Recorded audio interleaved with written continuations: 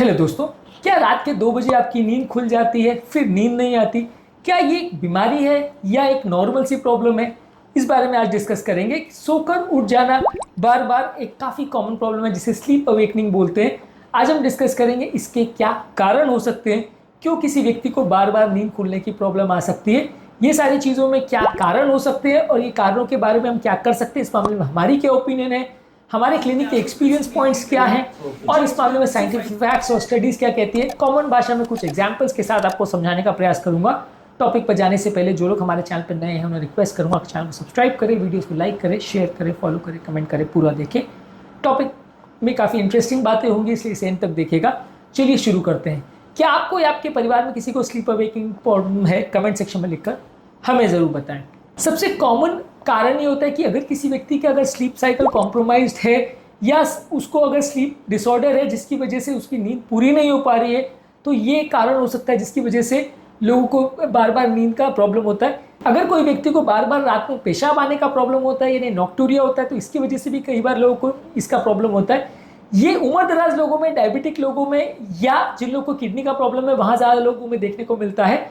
हाँ, ये काफ़ी कॉमन है हमारे प्रैक्टिस में। एक लार्ज यूएस कोहॉर्ट में एक स्टडी हुई थी, जर्नल ऑफ यूरोपियन कार्डियोलॉजी में पब्लिश हुआ था 2011 में। इसमें शो हुआ था कि 50% लोग जिनको उम्र 60 से ज़्यादा है उनको रात में अगर 2 बार से ज़्यादा अगर नॉक्टूरिया होता है तो ये अपने आप में स्लीप डिस्टर्बेंस का एक इंपॉर्टेंट मार्कर देखा गया था। कई बार कई लोग की स्लीप ही फ्रैगमेंटेड होती है, बार बार टुकड़ों में होती है। ये लगभग वैसा ही है जैसे कोई आप ट्रेन की जर्नी कर रहे हो और हर स्टेशन पर वो रुकते चली जा रही है, हर बार आपको नॉइज़ का सामना करना पड़ रहा है, तो ओवरऑल आपकी मेंटल पीस कॉम्प्रोमाइज़ हो जाती है। तो वैसे फ्रैगमेंटेड स्लीप वाले लोगों की मेंटल पीस बहुत ज़्यादा कॉम्प्रोमाइज़ हो जाती है। काफ़ी ज़्यादा लोग को इस तरह के पेशेंट्स पे डायबिटीज़ बढ़ जाता है, बीपी बढ़ जाता है, कोलेस्ट्रॉल बढ़ जाता है, हार्ट अटैक का रिस्क बढ़ जाता है। काफ़ी कॉमनली देखने को मिलता है उन लोगों को जिनको फ्रैगमेंटेड स्लीप की प्रॉब्लम है। रिसेंटली हमारे ओपीडी में एक 65 ईयर ओल्ड पेशेंट आए थे जिनको 3 से 4 बार रात को नींद खुलती थी उनकी, क्योंकि उनको नॉक्टूरिया यानी यूरिन का प्रॉब्लम था। शुगर की वजह से ये प्रॉब्लम हो रही थी। जैसे ही हमने शुगर के वैल्यूज़ को कंट्रोल किया उनकी प्रॉब्लम अपने आप चली गई। इसके अलावा ऑब्स्ट्रक्टिव स्लीप एपनिया, जो मोटापे वाले लोगों को खराटे का प्रॉब्लम होता है, वहाँ पे अक्सर देखने को मिलता है। ये भी अक्सर एक स्लीप अवेकनिंग का प्रॉब्लम होता है। इस तरह के लोगों की स्लीप पैटर्न को आप लगभग वैसे ही कंपेयर कर सकते हैं जैसे एक फ़ैन है जो बिजली बार बार कम ज़्यादा होने की वजह से वो बार बार रुकता है, चलता है, रुकता है, चलता है। लगभग वैसे ही इस तरह के लोगों के स्लीप का पैटर्न आपको देखने को मिलता है। बार बार ये इनका जो स्लीप साइकिल है चालू बंद होता रहता है, जिसकी वजह से इनकी नींद कभी पूरी नहीं होती और अगले दिन इनको दिन भर सोने की बार बार आदत पड़ती रहती है, बार बार इनको सोने की इच्छा होती है। American respiratory journal of critical care medicine में 2003 में एक आर्टिकल पब्लिश हुआ था। वहाँ दिखाया गया था कि ऑब्स्ट्रक्टिव स्लीप एपनिया की वजह से 1 घंटे में भी 30 से 50 बार नींद खुल सकती है, जो कि आपकी स्लीप साइकिल को कॉम्प्रोमाइज़ कर सकता है।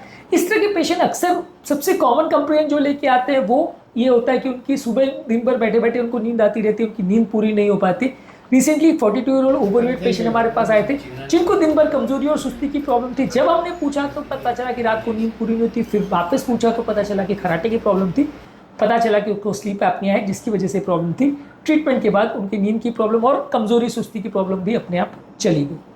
कॉर्टिसोल का सर्ज भी कई बार अगर होता है तो स्ट्रेस और एंजाइटी की वजह से ये भी आपकी स्लीप को कॉम्प्रोमाइज़ कर सकता है। ज़्यादातर कॉर्टिसोल का पीक रात को 3 से 4 बजे के टाइम होता है, तो इस टाइम अक्सर लोगों को बार बार नींद खुलने का प्रॉब्लम होता है। 2008 में एक आर्टिकल पब्लिश हुआ था मर्लो एट अल का, जहाँ पे दिखाया गया था कि जिन लोगों का ब्लड में कॉर्टिसोल लेवल बहुत ज़्यादा होता है उसको बार बार स्लीप अराउजल ज़्यादा वैसे लोगों को देखने को मिलते हैं।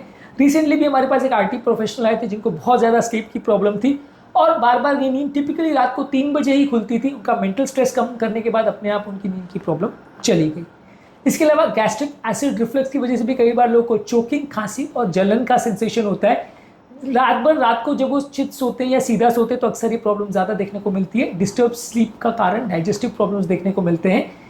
अमेरिकन जर्नल ऑफ गैस्ट्रोएंटरोलॉजी में एक आर्टिकल पब्लिश हुआ था जहाँ पे 75% पेशेंट्स को जिनको गैस्ट्रोएसोफेजियल रिफ्लक्स था उनको नींद की प्रॉब्लम देखने को मिली थी और 63% लोग को बार बार स्लीप डिस्टर्बेंस की प्रॉब्लम देखने को मिली थी।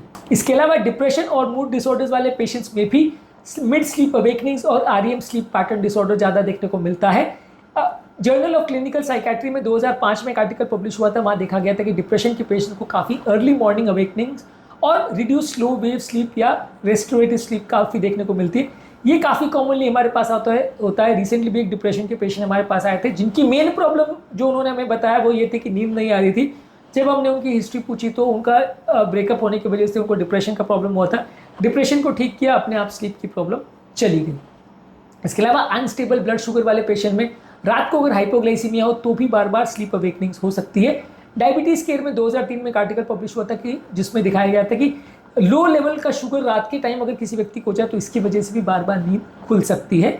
इसके अलावा कुछ एनवायरमेंटल कॉजेज जैसे बहुत ज़्यादा लाइट होना, बहुत ज़्यादा नॉइज होना, टेम्परेचर चेंज होना, अनकंफर्टेबल मैट्रेस होना, ये सारी चीज़ें भी स्लीप अवेकनिंग कर सकती है। इसके अलावा रेस्टलेस लेग सिंड्रोम एक बीमारी है जहाँ पे रात को लोगों के हाथ पांव बिना कारण के चलते हैं। इस तरह के लोगों को भी अक्सर स्लीप अवेकनिंग्स हो सकती है। जर्नल ऑफ न्यूरोलॉजी में 2005 में एक आर्टिकल पब्लिश हुआ था जिसमें बताया गया था कि रेस्टलेस लेग सिंड्रोम का जो प्रॉब्लम है अडल्ट पॉपुलेशन में लगभग 10% लोगों को देखने को मिलता है और इनमें से 80% लोगों को स्लीप का प्रॉब्लम ज़्यादा देखने को मिलता है। इसके अलावा अगर किसी व्यक्ति को बहुत ज़्यादा स्लीप हाइजीन का प्रॉब्लम है, अगर वो अपने सोने का टाइम फिक्स नहीं रखता है, बहुत ज़्यादा चाय कॉफ़ी अल्कोहल लेता है तो भी ज़्यादा प्रॉब्लम हो सकती है। कोई व्यक्ति अगर स्टीरॉइड्स पे है, डीकंजेस्टेंट पे, एंटी डिप्रेसेंट पे है और बीटा ब्लॉकर्स पे है तो भी प्रॉब्लम हो सकती है। इसके अलावा हार्मोनल चेंजेस जब सडनली होते हैं जैसे मेनोपॉज या प्रेगनेंसी होती है या मेंस्ट्रुएशन होता है तब भी लोगों को प्रॉब्लम हो सकती है। कई लोगों को लंबे समय तक अगर पेन होता है, आर्थराइटिस है, फाइब्रोमाइल्जिया का, अस्थमा का या हार्ट डिजीज का, तो वैसे व्यक्ति को भी फ्रैगमेंटेड स्लीप हो सकती है। आपके परिवार में अगर किसी को स्लीप अवेकनिंग का प्रॉब्लम है तो रात को किस टाइम ज़्यादा नींद खुलती है और किस तरह का स्लीप अवेकनिंग का पैटर्न है, कमेंट सेक्शन में लिखकर हमें ज़रूर बताएं। प्रैक्टिकल यूटिलिटी के कुछ पॉइंट्स आपको बताऊंगा जो आपको इस टॉपिक से मिली जानकारी को यूटिलाइज करने में मदद करेगी। यदि आपको स्लीप का प्रॉब्लम है तो चाय कॉफ़ी कम रखिए, मोबाइल स्क्रीन के यूजेस को कम रखिए, मानसिक स्ट्रेस को कम रखिए, आपकी ओवरऑल एनर्जी लेवल्स को इंप्रूव करिए, आपकी स्लीप साइकिल को प्रॉपर इवैल्यूएट कराइए, अगर एसिडिटी और हार्मोनल इश्यूज है तो उसको प्रॉपर इवैल्यूएट कराइए और अगर आपका साइकेट्रिक प्रॉब्लम्स कुछ है तो एक साइकेट्रिस्ट को आप कंसल्ट कर सकते हैं। अगर बार बार नींद खुल रही है तो डेफिनेटली उसको इवैल्यूएट करने की ज़रूरत है। ये आपके ओवरऑल लाइफ साइकिल को कॉम्प्रोमाइज़ कर सकता है, बहुत सारी बीमारियों का कारण बन सकता है, तो इस मामले में इसे इग्नोर करना गलत हो सकता है। ये आपके लिए काफ़ी डेंजरस भी हो सकता है। जितना डेंजरस आप इसे समझते हैं उससे कहीं गुना ज़्यादा डेंजरस हो सकता है।